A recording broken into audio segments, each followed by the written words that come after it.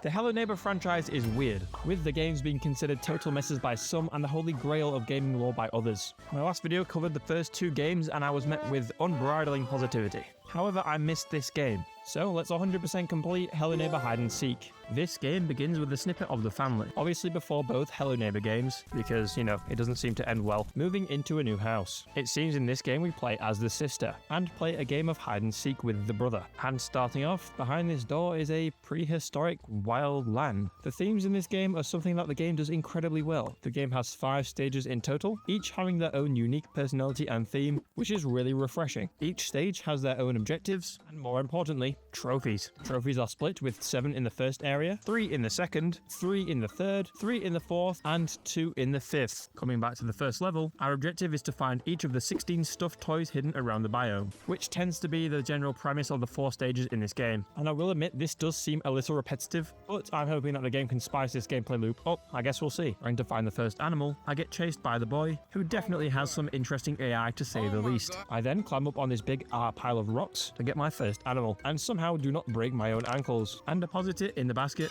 also earning our first trophy. The clock then moves up 1, and in this game the clock tells you how many of the animals you have to find, which for me, as forgetful as I am, is nice to know. There are also these volcanic vents, which I can plug up with big rocks to fly higher on the others. Using this, I can reach very high areas around the room. But instead I miss a shelf and find a hidden area, showing the neighborhood of the first game, and also earning a trophy for getting in the first of 4 hidden areas. Well, I'm a bit stuck. Turns out we have a crow taxi, which can reset our location so we don't have to start all over again. Thanks, game. Would have been nice to have this in the first game, but, you know, the devs are learning at least. That's a plus. After that goofy debacle, we take a great leap forward onto this other hill, and find 2 more other stuffed animals. But more importantly, we have the ability to earn another trophy. You have to hit this flying vulture with an object that is not from the rifle. And when I tell you this probably took me 30 minutes, I'm not kidding. I seem to have one of the worst aims in the world. I use pillows, but now I'm out of pillows, so I steal this egg and get jump scared by a squishy vulture. And I'm probably reminded that I am indeed ass. This is the game's hint system, where if you take too long, it will guide you to the location of some plushies, which I honestly need. But in my experience, this was kind of glitchy, and oftentimes it just didn't even show me anything. As is with the first game, this game kind of feels like you need a guide to do most of it. Either that or just be incredibly tenacious. We then deposit the 2 plushies we found on that hill, and also find 2 lemurs which were under that jump scare vulture on the ground. Inside this cabinet, we find a gun, and the inner American me is released. Now abusing this rifle, we find a giraffe on a ton of boxes, an animal on the gun cabinet, an elephant on this high shelf, and we finally hit that vulture and earn a trophy. Depositing these toys, however, I am caught, and the toys are hidden again. This is an interesting mechanic, actually adding risks to getting caught, which in my opinion the first game didn't really have. Being caught again and again though will actually be annoying, as we will need to earn a trophy for this, which is a proper ball ache. There is another animal on this wall cabinet, and for some reason a slab of meat under a body of water. Using the meat we can lure out this lion to get another plushie. There be a rhino on this small table, and a monkey dead on the floor. There is one in this bucket which I never would have thought of if not insane. I then work on my safe scumming skills to keep being caught and not having to find those animals again, because time wasting is cringe. Doing this, we earn that annoying trophy. Now working on the final 2 animals, we have to place objects on these holes, so the gopher, prairie dog, weasel thing can actually be caught, which in my opinion is actually a good puzzle. I enjoyed this one. However, before ending stage 1 and depositing this final animal, I work on getting the last 2 trophies I can in this area. The first one is for saving 40 times, and using the crow taxi 20 times. Now we get this elephant on the final big cabinet and complete stage 1, earning a trophy. This next cutscene shows the family eating dinner, with the siblings getting along. I really hope nothing bad ever happens to this family. Oh dear. Overall, stage 1 was actually a really good introduction to this game. Hello Neighbor 1 struggled in my opinion for being quite buggy and just making no sense. But this game has pointers and the items you need to find are evenly spaced out throughout the level, and you actually have a clear goal in mind to find these animals. It also has a strong theme and a clear unique vibe which I really appreciate after playing the first game in the franchise. And playing a Hello Neighbor game without a flurry of bugs coming my way is actually a godsend. And I hope this positivity that I'm showing this game will not make you send threats in the comments again. Also, it seems stage 2 will be a cops and robbers themed stage. Which it is. In contrast to the first stage, stage 2 is a night-lit urban city, where our goal, instead of animals, is bags of money. There are also 3 trophies in this area which we will get to rather soon. Within 10 seconds of entering, I am already hit by a van, and fly onto a balcony without breaking a bone somehow. This stage has a lot of rooftop parkour, which with this game's physics, you have to be incredibly careful. And yeah, I learned that quite quickly. Yeah man, this game's physics is weird, but I just guess that's part of the franchise's identity. We walk across this tie rope, onto another massive cabinet, and a trampoline, promptly landing on an apartment with a dead guy as a ramp. With no idea where to go, I just jump off the building and end up here, where I walk through a low resolution wall to find an umbrella and also earn a trophy for entering the second error area. This umbrella will really come in handy in the future, as it did in the first game. In this stage, there are a whopping 33 money bags to collect to progress. To get our first couple, we start at the bank, coincidentally where we can earn a trophy for taking all bags from the bank in one run. Starting off, we collect 4 bags, however can't leave and have to escape the brother. And because this game does not have great tracking, we can avoid him, throw 2 bags outside, collect the other 2 and earn the trophy. We then deposit the 6 bags collected. I can't lie, the more I play this game, the more the brother just seems to not be a threat at all. The guy can literally just not detect me at all. It's really hard for him. We now move to this big building, where there are lots of money bags under these desks, which we have to collect whilst avoiding the brother. We pick up the first 3, deposit them, and then repeat, collecting 4 on the next visit, and then depositing them. So far for me, the best part about this game is just the world design and the atmosphere, and the lack of glitches, thank God. Like, the game is fine and all, nothing lore-wise has happened yet like the comments said. The gameplay loop is fine as of now. Finding the money bags isn't too difficult, so yeah, it's alright so far. Now we've finished collecting the final money bags in this area, and deposit the final 2, bringing our total to 15 bags. Now in another well-lit area, we can find 4 bags. Again, without being caught, despite a loud alarm going off constantly. Next door, there is a parkour section, where we have to jump towards this drawer to obtain a code, which we can use on a safe to get 1 money bag. I swear the more effort you have to put in, the less reward you get. We then deposit those 5 bags we collected. We can then find 3 more bags in the back of these vans, which we deposit soon after. There are 2 more bags in this playground, which has a money van within, for some reason. We then deposit them and then get run over by a van again, and somehow we missed 2 more money bags on this rooftop, so we go back to collect those and find that in the secret of the other apartment there are 2 more money bags sitting behind this painting. Now with 4 more bags, we deposit them and require just a little more. We can obtain these by causing a traffic accident and looting this van. We deposit these and then need to do this again from another van. Now at the end of this area, it's fine, I guess. Like, there is nothing wrong, but something just feels missing. Like, it's just collect item, deposit it, and repeat. It's not even like it's challenging, it's just a little bit confusing to find the bags, I guess. And I really don't want to say anything negative because the last video's comments gave me so many threats, I just don't want that to repeat. But yeah man, it's just something's missing. Like, I know it's not meant to be like a massive AAA game, which is completely fine, but like, it doesn't feel like this game has a purpose really, other than to tell like lore, which I haven't even seen yet. I just think this game lacks creativity a little bit, but we'll see in the future stages. We get the final 2 money bags, deposit them, and get a cutscene and a trophy for finishing this stage. Now it's dinner time, and both parents seem to be absent, and therefore have abandoned their kids. Now with stage 2 finished, we move on to stage 3. Now when I say this next bit was unexpected, I'm really not kidding. With the first 2 stages being quite light-hearted, I expected this to be about the same. But no, this stage is a city that is burning down. A bit of a slight change from the first 2 stages, mostly because this is extremely serious. But I suppose the story gets more serious as the game goes on, so it kind of fits, I guess. Beginning this stage, I think it's fitting to get this water gun which is on fire for some reason. And first delving into this city full of smoke, this level really just is striking, and actually kind of terrifying in a way. The brother seems to be the cause of this, who is literally the flame burning the city down. Yeah man, these 2 kids have a messed up imagination. We then lead the child into the water, and instead of just completely stopping him, we earn our first of 3 trophies in this area, despite fire not being able to burn underwater.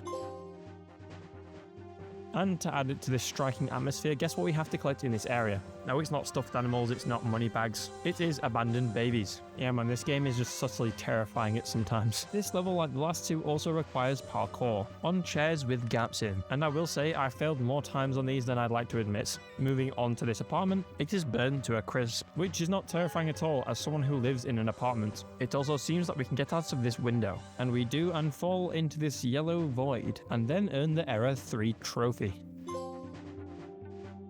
We then enter this doorway, expecting children behind there, but no, it's just a room full of mattresses. However, these mattresses actually will have a use. But before we use them, we fill in this lake using a pipe and find a child on this plate. And I'm not going to ask why it was there. And we then deposit our first of about 11 children. Now we can actually use the brother to make this cloud move along a railing, which we then jump on, and 4 babies fall out of this building, who look burnt, but we won't seem to care of the condition of them, as long as they end up in our basket. We then deposit those 4 babies. Now we can use this mattress, causing 3 children to dive off a building, and they completely miss. Hence, we deposit those 3 babies. Now with not many left, on this roof we can find 3 more babies, which are our final 3. And now, at the end of this level, my point still stands. The gameplay is just quite repetitive. I mean, the thing that makes it not too bad is the uniqueness of the stages being quite refreshing, and that this game isn't that long to beat. On average, each stage has taken me about 45 minutes to complete without a guide. I don't know, man, like, if the settings weren't fresh and unique, I'd kind of give up. Again, please don't hate on me, I'm just being honest. We deposit these final 3, and then earn a trophy. The following cutscene shows the neighbor finally coming back after getting the milk. Rev falls to his knees, and it is clear that the mother has died. And now the other dinner scenes we had, contrasted with each other, clearly shows just how the loss is affecting the family, with the neighbor depressed and the brother angry as hell and being rather aggressive. This may be the interesting lore that you guys were talking about.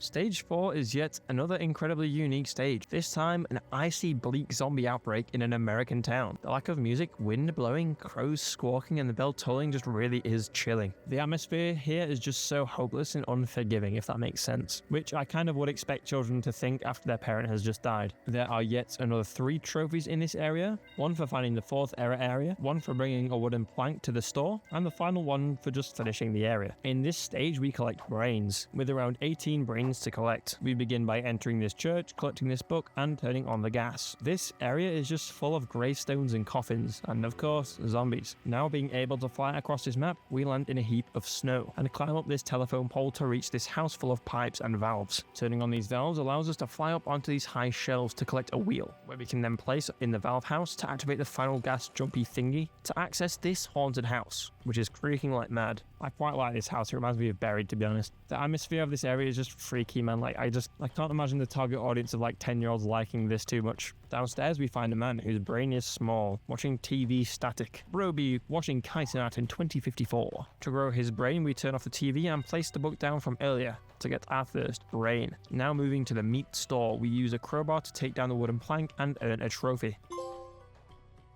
We can also find another trophy here, as in the corner of the store, we can find the final error area here. In this area, we can find a number of brains in these little freezers. This is relatively simple, however, I can just use a wooden plank to go on it. So we collect 1, 2, 3, 4, 5, 6, and 7 brains, and then deposit them. After that, we dive bomb onto the clock tower, hop down onto this ledge, and then collect the shovel. Using these, we can dig up graves and find singular, non-decomposed brains, which we then deposit. Using the Bible from the haunted house, we place it down on this chunk of wood to get 4 brains, and then deposit them. And yet again, I am not being remotely challenged by the brother at all. Like, he even has a gun, and I've not seen him the entire stage, or last couple of stages, in the matter of fact. I ain't gonna lie, man, this game is, it's not really that difficult at all. And now using a spare brain, we can lure these zombies away to find 3 brains within this box, which are our final ones. Right, so this area is cool and all. The atmosphere is very clearly strong, but again, the gameplay is just so repetitive. Find item, place this down, find item. There's nothing refreshing. And like, there's so much parkour as well, but it's just, I don't know, if the game was longer than 45 minutes per stage, it really probably would have become an issue for me. It's just so unoriginal. There's no creativity other than like the stage or level design. And the game is not inherently bad. It just feels incredibly uninspired. It's like it's only here just to explain the lore or something. Depositing those brains, we earn the last trophy of this area. The next cutscene, however, seems to be the major turning point, with the brother bullying the sister and clearly angry with his father just not caring anymore. They go to dinner, and now the brother is just absolutely bullying the sister, who is yet again doing nothing wrong at all. This all leads into stage 5, which this time we are the seeker.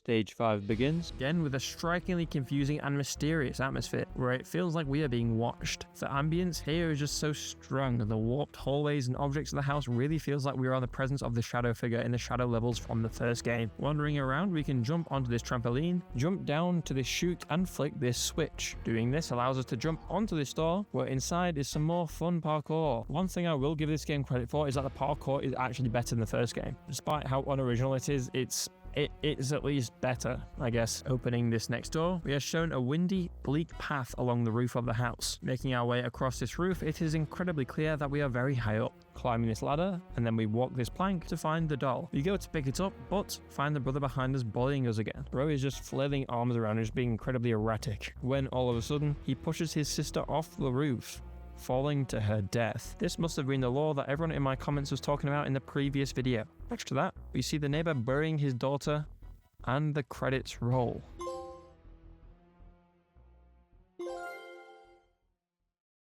Yeah, man, it is incredibly dark, the ending to this game. But before we move on to the Hello Neighbor 2, I'm going to rank this game. Right, so by no means was this game buggy or glitchy or anything like that, which is a huge plus coming from the first game. But this game just felt like it was created just to explain the lore of the first game or the franchise, if you get me. The gameplay seems to have been an afterthought. The stages being unique in design and all thematically different really was a nice touch. It kept things kind of refreshing. But the cut and paste objective really just was so lacking in depth. Even though the stages weren't too long, it really felt lacking in goal, purpose, or just anything. Ranking the stages, for me, the worst one was the flame stage. I don't count 5 as a stage as it's just really short and not the same as the others, but I would probably say it's my third favorite if we were to count it. The flame stage was just really barren in comparison to the others. It had a cool atmosphere, but it felt really weird. The next stage was stage 2. The whole city theme with cops and robbers was cool, but I just like the other stages more, to be honest. For me, the penultimate best stage was stage 4. The bleak vibe with how cold and miserable it felt really kind of did a lot for me and made me think of old classic horror movie kind of things, which I really enjoyed. And obviously the best was stage 1. The whole prehistoric warm animal theme really was the best in the entire game. And I felt like it had the most thought gone into it too, and was also the most fun to traverse. I mean, the lore is cool, I guess, and seems to be the favorite thing of this game for a lot of people online. But overall, with the first game, in my opinion, being D tier, and then the second one being about B tier, I'd say this slots perfectly at C. It works better than the first, but it just lacks purpose, I guess. The flat experience was not terrible at all. It had no glitches or bugs and was quite straightforward. It was quite easy, but I had to pay £5 for this game. It was on offer from 30, so I guess it's not that bad. But if you do plan on this game and you're on PlayStation, I'd say plat it. It's not going to change your experience too much.